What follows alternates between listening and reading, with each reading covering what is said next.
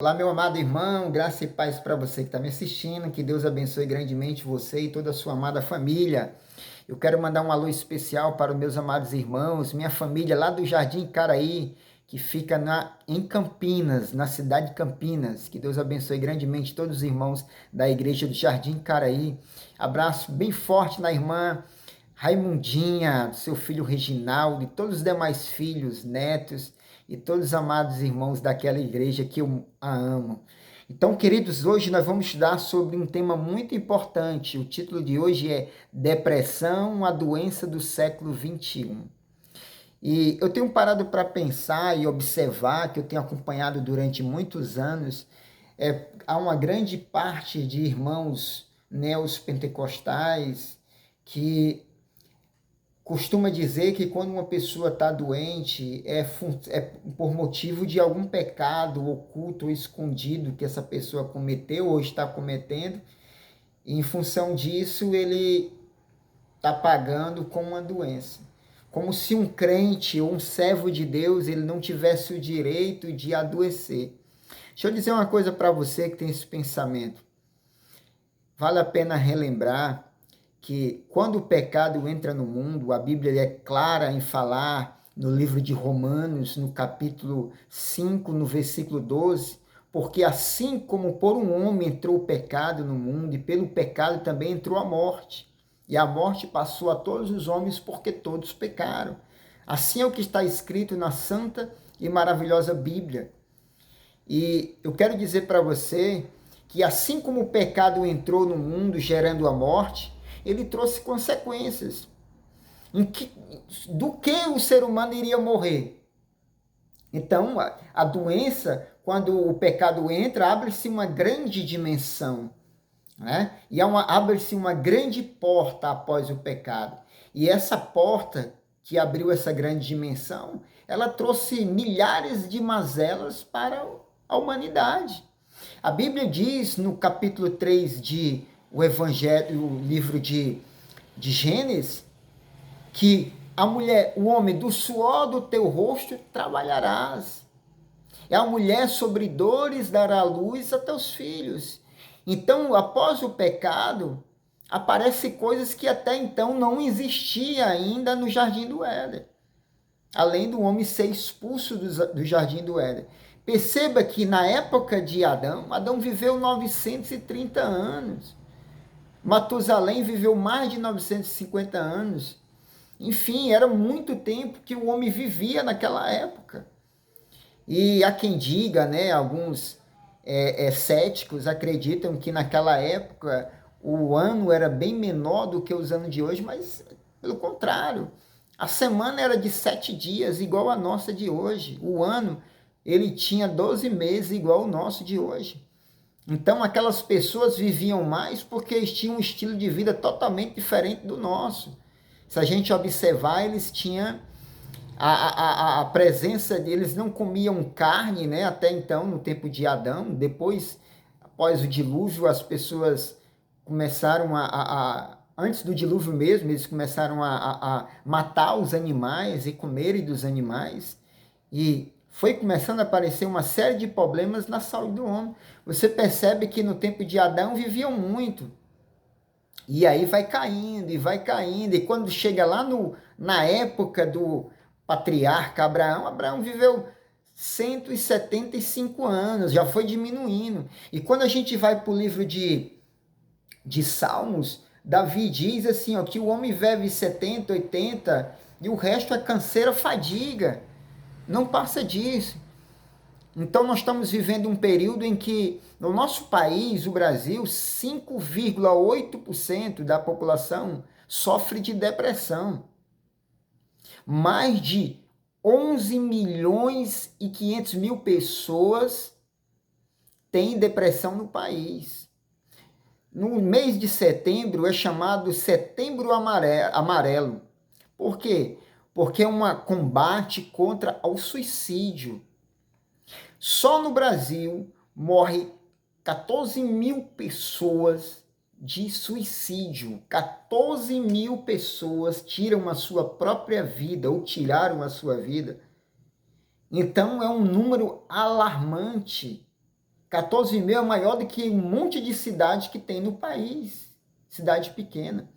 Então é um número que incomoda e que era para incomodar as autoridades e os líderes religiosos que têm que fazer uma campanha para combater essa doença, né? O país já tem um Disque Ajuda, é o número que se alguém estiver doente, passando por uma situação de depressão muito séria, ligue 188, é o Disque Ajuda, e você vai receber ajuda de psicólogos. Mas, voltando para o termo da Bíblia, para dentro da Bíblia, será que um crente, que um servo de Deus pode ter depressão? Né? Pode sim, claro que sim. Eu sou vítima da depressão e convivo com ela. Não tenho vergonha de dizer. A depressão, ela é numerada, né? Ela tem leve, média e gravíssima, né? A gravíssima é aquela que o indivíduo, a pessoa comete o suicídio, né? E é uma etapa quando ela está muito avançada.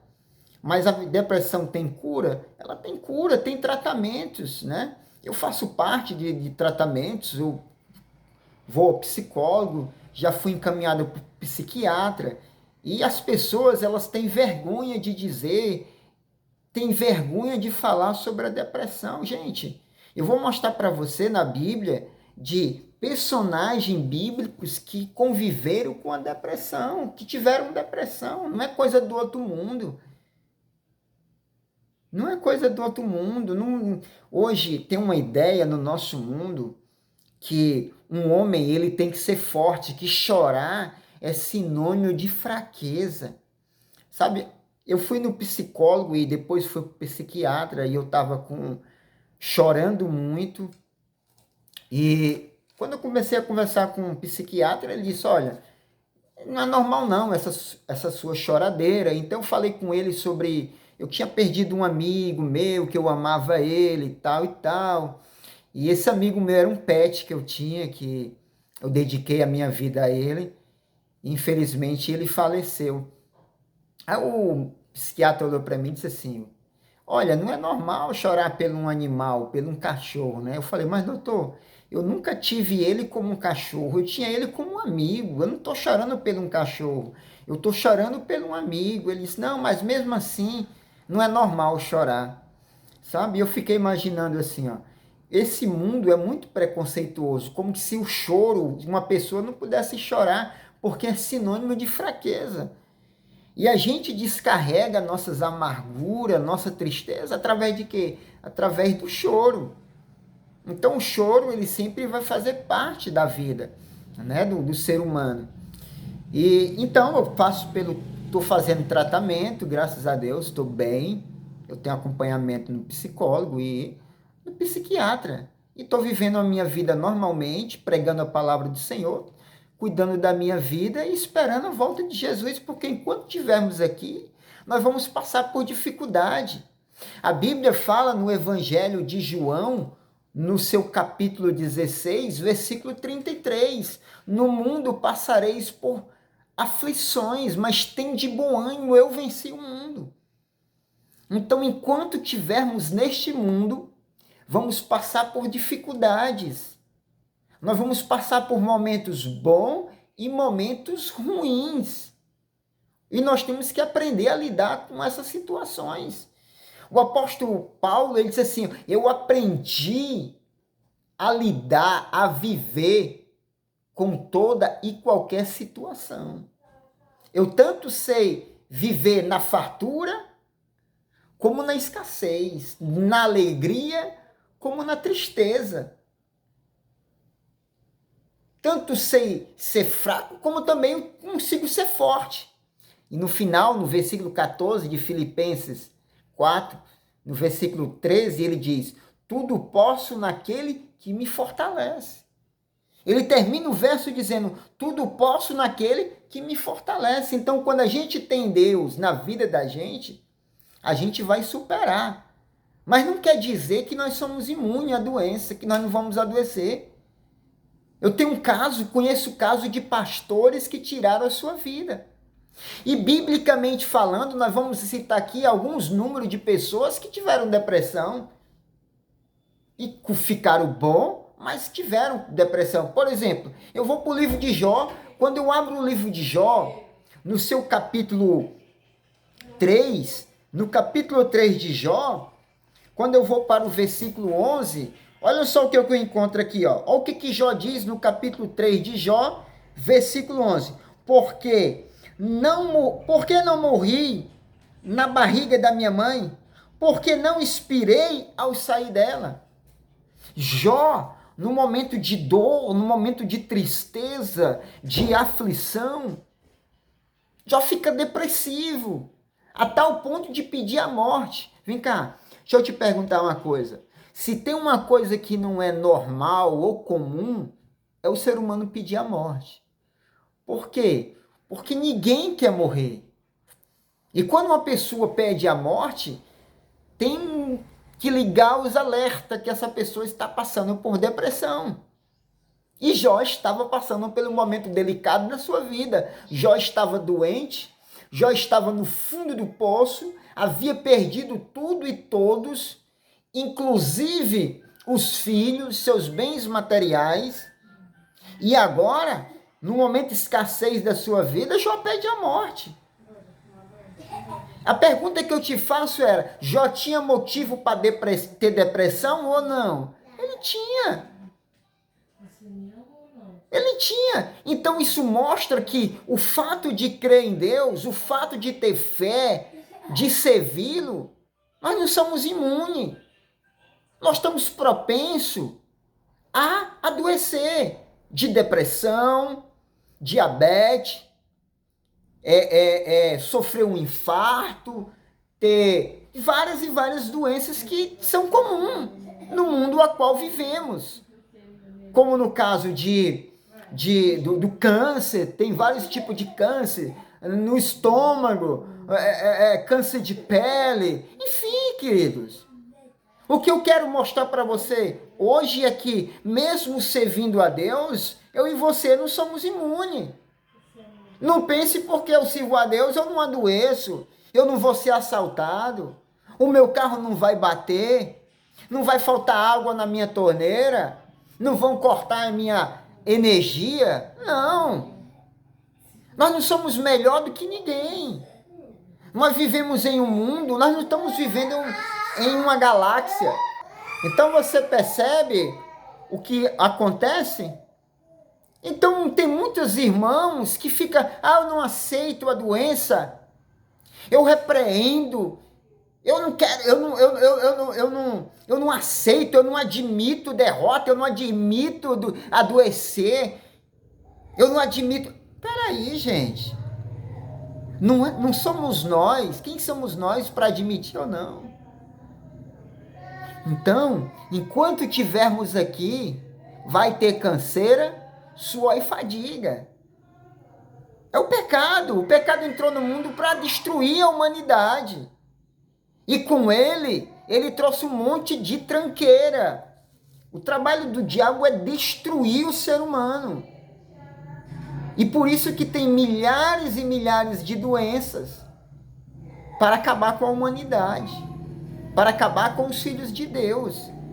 Agora, se eu cuido da minha saúde mediante um regime alimentar adequado, eu sou mais difícil de ter uma doença. Tá entendendo? Então, quando eu cuido da minha saúde, pratico esporte e cuido bem, eu não bebo, não fumo, dormo cedo, um exemplo, faço caminhada e etc, você tem a possibilidade de ter mais doença. Agora, as pessoas que são sedentárias são mais fáceis, são mais propícios a adoecer. Você está me entendendo, querido? É isso que acontece. Nós vimos o exemplo de Jó. E se nós for mais adiante, nós vamos ver o exemplo do profeta Elias. O profeta Elias, ele desafia Jezabel com seus 800 profetas. Ele desafia o rei Acabe com seus 800 profetas. E destruiu ali, quando desceu fogo do céu, consumiu o altar do profeta Elias e não de Baal. E lá ele ordenou para que o povo destruísse ou matasse os profetas de Baal. Está lá no livro de 1 Reis, capítulo 18. E depois, quando ele soube que Jezabel, a mulher do rei, queria matá-lo, a Bíblia diz que ele fugiu. Ele estava se escondendo. O profeta que enfrentou o rei, seu exército, e 800 profetas de Baal, agora estava fugindo com medo de uma mulher. Ele estava tão opressivo, ele estava com tanto medo dela, que ele foi para um lugar que ele era alimentado por um corvo. Depois ele sai de lá. E ele começa a fugir dela. Olha só o que acontece quando Deus fala com ele no livro de 1 Reis, capítulo 19. Olha só que verso interessante aqui. No versículo 9, ao diante, diz assim, ó. Ali entrou numa caverna Elias, aonde passou a noite. E eis que lhe veio a palavra do Senhor e disse: o que fazes aqui, Elias? E respondeu ele: eu tenho sido zeloso perante o Senhor, Deus dos exércitos, porque os filhos de Israel deixaram a tua aliança, derribaram os teus altares e mataram os teus profetas à espada. E eu fiquei só e procuram tirar a minha vida. Disse o Senhor: sai e põe-te neste monte perante o Senhor. E eis que passaram o Senhor em um grande e forte vento. Olha só o que acontece. Elias, ele estava se escondendo dentro de uma caverna. A Bíblia diz que Deus chegou para Elias e perguntou: Elias, o que tu fazes aqui, Elias? Eu não te mandei vir para cá, não. Eu não te mandei vir se esconder em uma caverna, não. Você está entendendo, querido? Que mesmo tendo fé, mesmo sendo um homem de Deus, lembra que Elias fez com que o azeite, a farinha daquela viúva aumentasse? E logo depois o filho da mulher morre e Elias ressuscitou. Olha que homem de Deus, que a mulher diz assim, ó, realmente reconheço que tu és um homem de Deus. E agora este homem de Deus está com medo de morrer, se escondendo em uma caverna. Talvez hoje eu possa estar falando com alguém que esteja como Elias, se escondendo dentro de um quarto, não quer ver ninguém, sofrendo com uma depressão, que é o primeiro sinal da depressão, quando a pessoa começa a se isolar, a pessoa não quer ver ninguém, não quer conversar, é calado. É um sinal. Elias ali estava depressivo, escondido, dentro de uma caverna. Cuidado, se você tem um filho que vive dentro de um quarto, se alguém da tua família vive dentro de um quarto, isolado, evitando conversar com as pessoas, é um sinal de que está depressivo. Tem que acender o pisca do alerta. É um sinal que ele está passando por depressão e precisa de ajuda, da sua ajuda. Você está me entendendo, querido?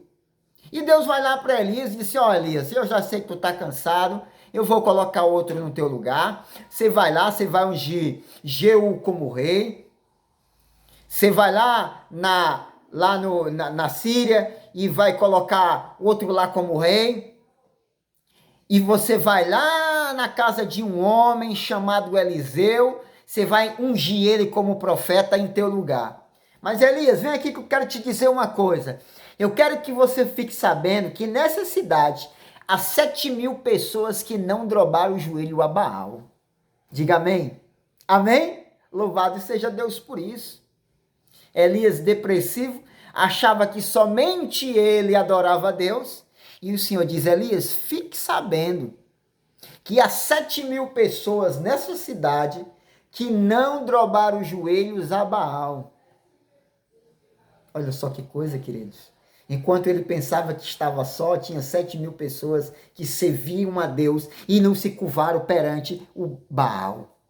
E que não se curvaram perante o rei Acabe e sua esposa Jezabel. Louvado seja Deus por isso. Como eu lhe falei, a depressão ela vai por grau, ela vai aumentando e tem as suas categorias, como o diabetes. a pessoa que tem diabetes. E perceba que algumas pessoas se isolam, outros têm medo de ficar só. O caso de Elias, ele tinha medo, ele não queria pessoas lá de fora, ele se escondeu. Tem outras pessoas que já ficam com medo de estar só, entrar dentro de um banheiro, ficar em um quarto escuro, enfim. Tem vários tipos de doenças de depressão. Há vários meios, certo? E nós vamos observar, o último grau da depressão é o suicídio. E na Bíblia teve pessoas que teve alta depressão que cometeram suicídio. Eu não vou muito longe. Eu vou ao profeta Saul, primeiro rei da história de Israel. O rei Saul ficou tão depressivo quando Samuel morreu, quando Deus deixou de se comunicar com ele por meio de profetas. Saul ficou depressivo, a ponto de ir em busca de pedir ajuda a uma feiticeira, para que a feiticeira invocasse os mortos e trouxesse dos mortos Samuel. Vem aqui, se Samuel, quando estava vivo, ele não quis mais se encontrar com Saul, por que Samuel ia se encontrar com ele depois de morto? Olha só que ponto a depressão, até que ponto chegou aquele homem que tinha sido escolhido por Deus para ser rei de Israel. Agora estava depressivo. Vai pedir ajuda a uma feiticeira. Depois dali ele vai à guerra, juntamente com seu exército e seus filhos. E no campo de batalha ele é tombado, ele leva uma flechada. E agora ele pede para seu servo para tirar a vida dele. Como o servo não quis tirar a vida dele, porque temeu, ele vai lá, pega a espada dele e coloca a espada sobre ele e se joga em cima dela, tirando a sua própria vida. Uma depressão em alto grau. Era a depressão de Saul. Mesmo sendo rei, mesmo sendo uma pessoa influente, mesmo sendo uma pessoa de alta classe, não quer dizer nada. A depressão, ela não escolhe cor, classe. Nunca escolhe. Tanto faz ser rico, pobre, alto, baixo, preto, branco, gordo, magro, feio, bonito, não importa. Ela não escolhe classe. Ela entra na vida das pessoas para destruir a pessoa. Nós vimos aqui o que aconteceu na vida de Saul. O que aconteceu na vida de Saul. E eu posso dar outros exemplos aqui de pessoas que também tiveram depressão. Moisés lutou tanto com aquele povo rebelde.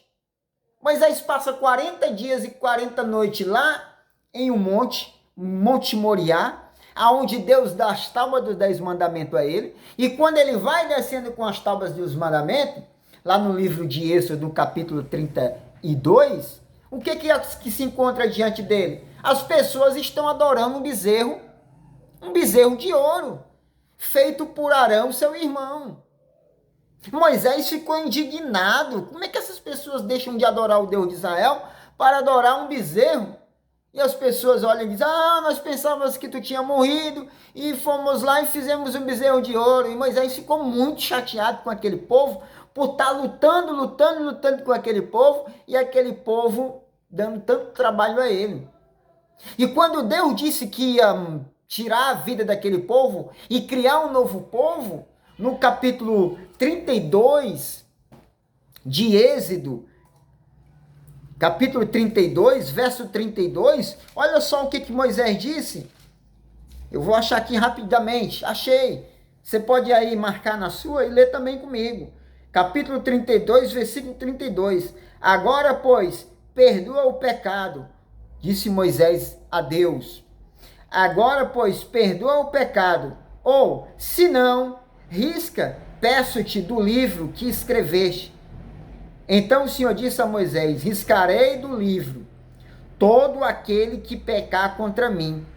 Moisés teve a audácia de olhar para Deus e dizer assim: Senhor, ou o Senhor perdoa este povo, ou tira o meu nome do livro da vida.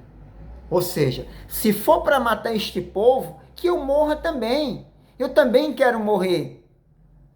E como eu falei para você anteriormente, antes, e estou voltando a repetir, quando uma pessoa pede a morte, não é comum, não é normal. Mas quando se você entrar dentro de um hospital, e se você for no hospital do câncer, você vai ver tantas pessoas lutando para viver. Porque a vontade de viver é maior do que qualquer outra vontade. E quando alguém pede para morrer, algo não está normal. E aconteceu na vida de Moisés. Moisés também sofreu por depressão. E deixa eu dizer uma coisa para vocês, que outro também que sofreu por depressão, Cristo. Quando Cristo orou no jardim do Getsêmen, Cristo chorou. Cristo ficou depressivo ali.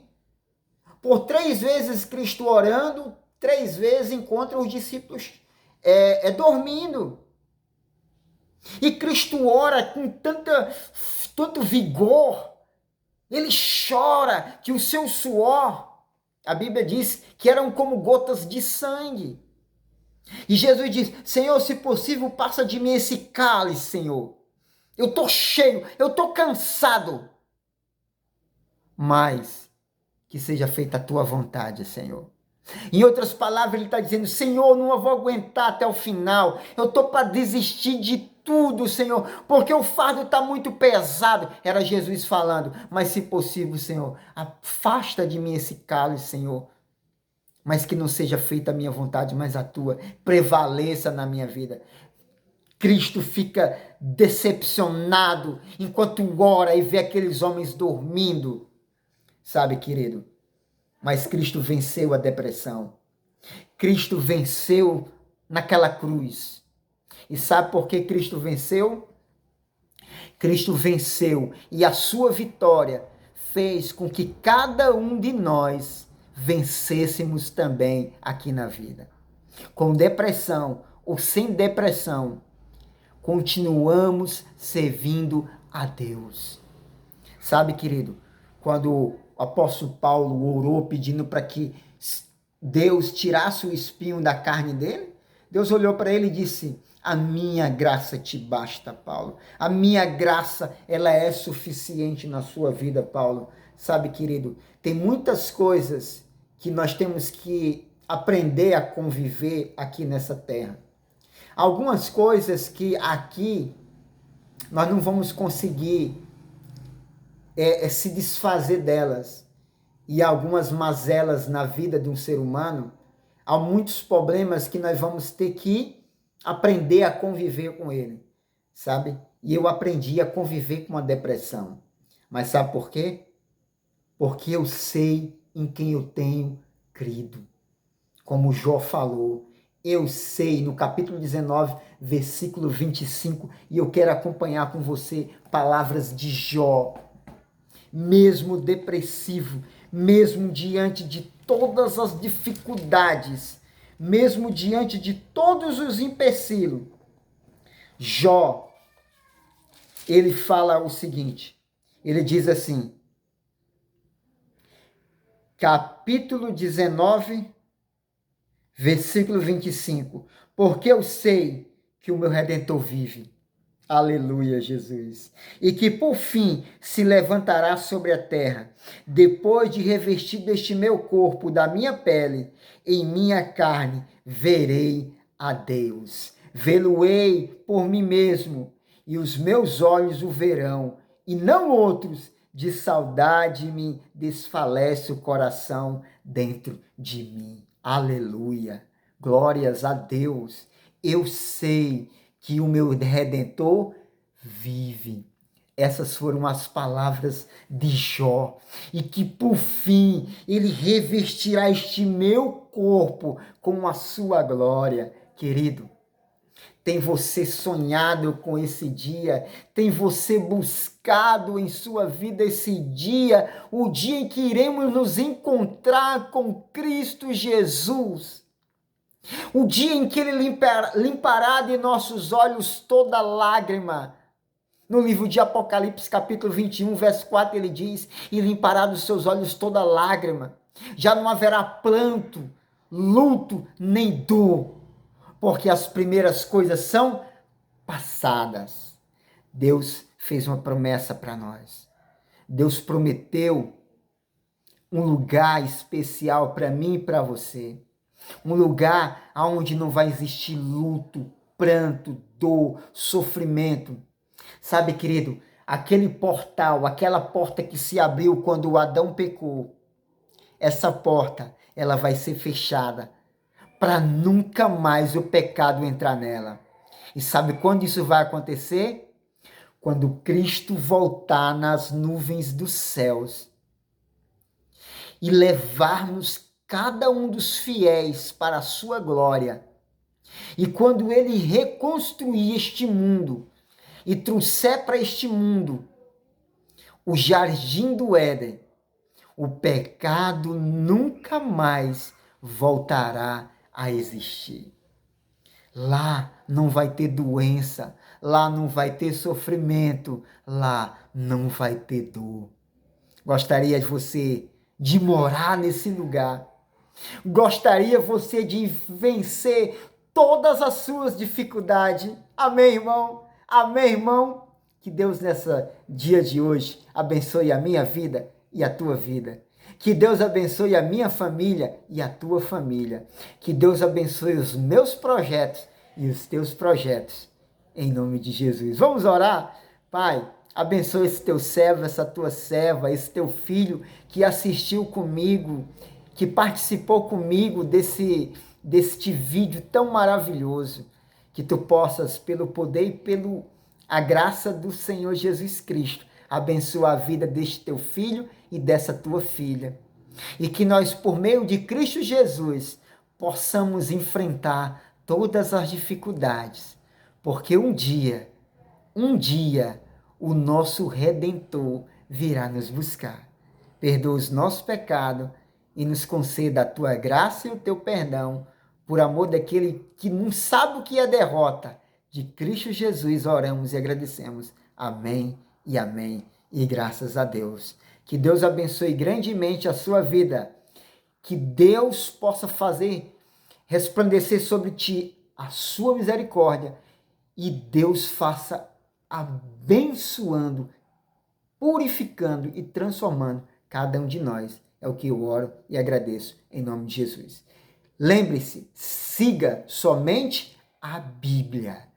Vá pelo que assim diz o Senhor e não assim diz o pastor. Que Deus abençoe e até a próxima.